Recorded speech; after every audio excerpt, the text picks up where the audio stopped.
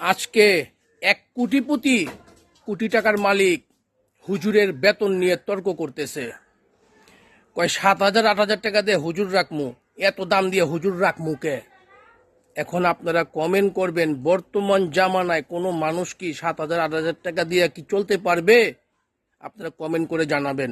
আর বিশেষ করে আমাদের বাংলাদেশের মধ্যে যারা হুজুরের বেতন নিয়ে এই যে ঝগড়া করতেছেন, 7,000 8,000 10,000 টাকা বেতনে, আমি আপনাদেরকে বলতেছি, আপনারা গবেষণা করে চিন্তা করে দেখুন, আপনারা আপনাদের পরিবার স্ত্রী সন্তান কত সুখে আছেন, মাসে 40-50 হাজার টাকা খরচ করতেছেন, কিন্তু একটা হুজুরের বেলায় কেন আপনাদের এত কষ্ট হয়?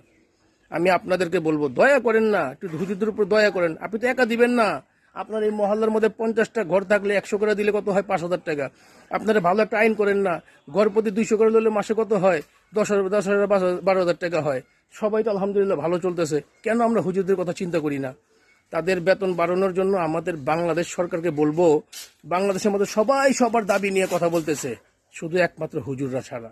হুজুররা তো কখনো কোনো প্রতিবাদ করতেছে না, আমাদের বেতন বাড়াও, আমাদের বেতন বাড়াও। কি বলেন আমার কলেজের ভাইয়েরা? কমেন্ট করে জানান।